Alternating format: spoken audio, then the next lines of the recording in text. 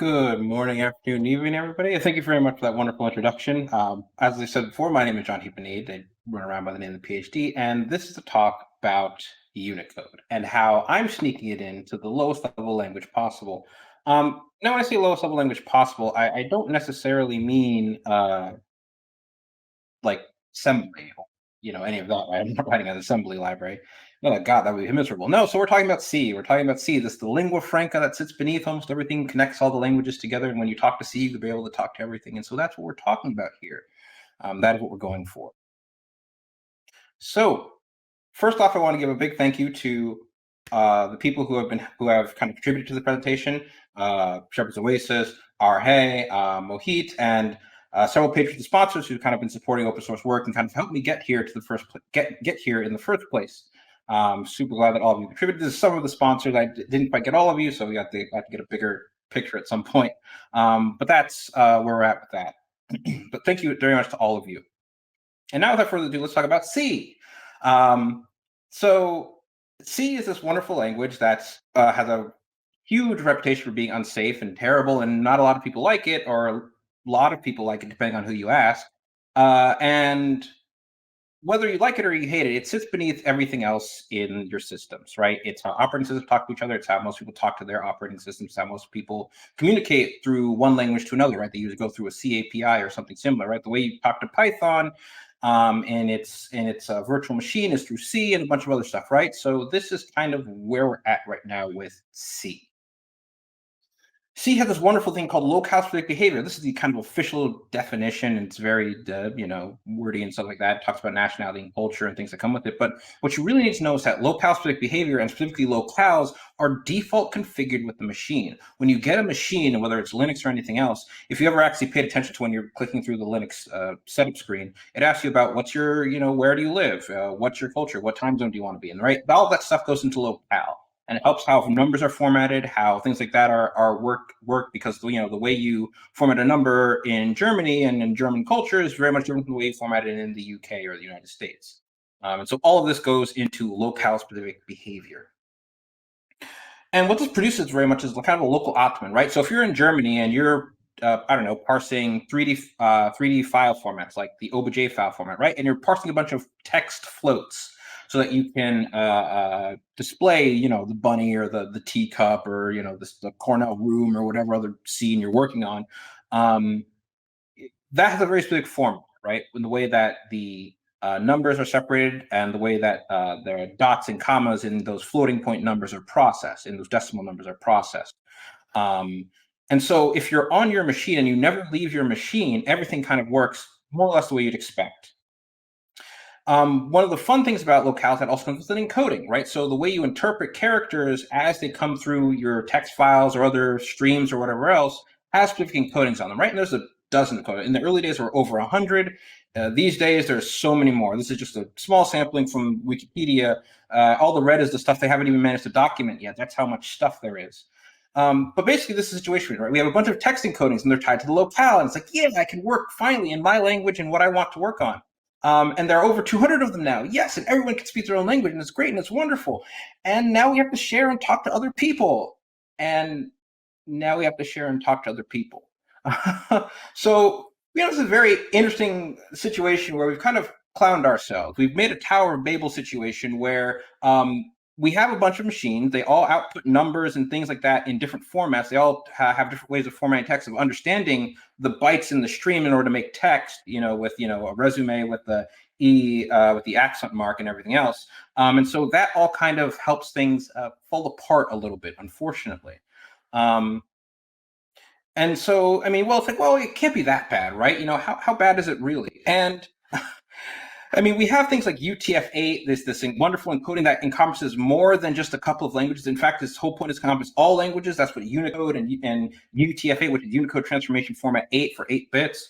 And as you can see from this graph, like we're basically up to about 97% UTF-8 penetration on the web, right? So like if we have this UTF-8 thing and it's able to handle all languages, right?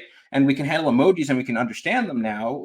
Do we really need to worry about these legacy encodings, these other, all these other things in the list that barely have 2% or even 1% share individually amongst them?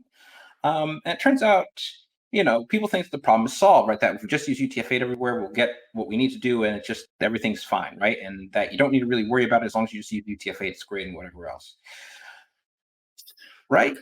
Um, this is a package. This is a package coming from Paris, heading to somewhere in Russia. And as you can see, if you watch Robin Spears talk earlier this week, you would have seen a thing called Mojibake.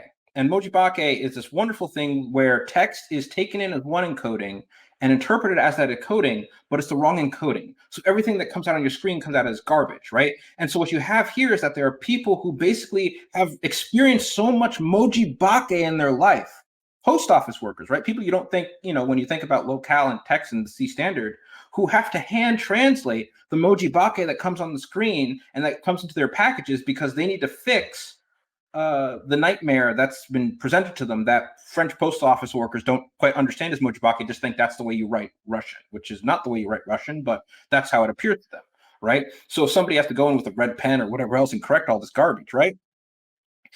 It also infects other things, right? You think that the internet would kind of be ready for this, right? I just showed you a slide where like 97.6% by April 2021 is where all the number of websites that had UTF-8 support, right? Unicode support, right? For emojis and whatever else. And yet we have the internet, an international standards organization that can't handle names with accents in them, right? So did we really solve the problem? Are we really there yet? Have we actually conquered the beast here? Um, and of course, we have even more hilarious stories, right? The fact that the German government, who's it's their language, right? That has umlauts, right? It's their language. It's native to them. That's the way. One of the primary reasons why we have it in Unicode, why we able to have umlauts, why we speak it. And the German government can't even handle the names of their own native people, right? Like, so have we actually successfully conquered? Have we gotten over locales? Have we managed to fix this problem of all the different machines being able to talk to each other and handle different kinds of data? Okay, so it's bad, right? It's kind of bad. So how do we fix this mess? How do we make it so that these things work out for us, right? To the point where we can actually do work on them? Well, it turns out that there aren't a lot of utilities in the C and C++ standards. C++ includes C by, the C library by reference. There's not a lot in C that actually is there to fix this, right? They have a bunch of functions and stuff to handle specific things, but they don't really go any further than that. So what I did is that about 3 years ago, or 2 years ago at this point, I've been working on it for 3 years, but about 2 years ago at this point, 2 years and some change, I sent an email basically to a man named Rajan Bhakta, and he sits on the PL22.16. He's one of the PL22.16 chairs, and he's basically sits on the C committee. And so I bombard him with emails like, listen, I need to fix this, right? Like, I can't deal with the default locale on some of these machines and everything else not being UTF-8, not being able to handle the majority of text in the world, right? So that's how I started. I just sent him an email cold turkey. I wasn't the project editor at this time. I had no idea what I was doing. I just had to fix it, right? I couldn't wait any longer. So I sent him a cold email. And from there, it began to snowball, right? So I hit the ground running and I gave a talk at CPPCon about the way we're going to add Unicode to C++ and inevitably to C in order to make this stuff work, right? So the idea is that, if I can fix these low-level languages, if I can get Unicode into these low-level languages, then I can start fixing things myself, right? Then we can enable these governments, these people, these post office workers to have an experience that isn't burdened down in legacy for a million years because somebody says, oh, well, we can't really deal with anything outside of ASCII or Latin 1, or we can't handle Hebrew or anything else like that, right? And so I just kept running. And so I finally built a library that was proving out some of the standards work that I was doing to show that it was possible. And I kept going and kept going and kept going. And I have to keep fighting, right? So this is a kind of a diagram of some of the functions you get for converting between one kind of character set to another. You can see there's a lot of red here and a lot of empty space here, showing that it's not implemented. And I finally, after a lot of struggling, finally started proposing and fix some of this and stuff. Some of the stuff actually might make it into the C standard at some point. And so you're struggling and you're fighting and you're doing all this work and succeeding. Well, the thing is, it's still kind of a work in progress. And while my goal is to make it so there's still technical excuses, there can still be other excuses. And so what I want to really emphasize is that while I'm working on getting Unicode into local languages and make sure there's no more technical excuses, there's still people who think that, oh, we can support Latin but not Hebrew, or we can support this language but not maybe Chinese or Japanese. And so there's a lot more work that needs to be done, even on the global level, right, where you have much more larger state nations and nation states that refuse to allow things like accent marks and names and everything else. And so there's a lot more to be done. And will I succeed? Will we make it?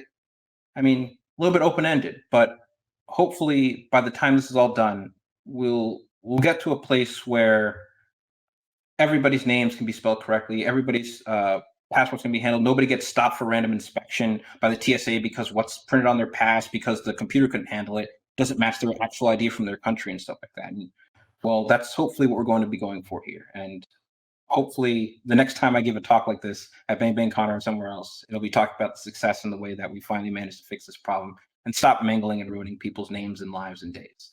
Thanks.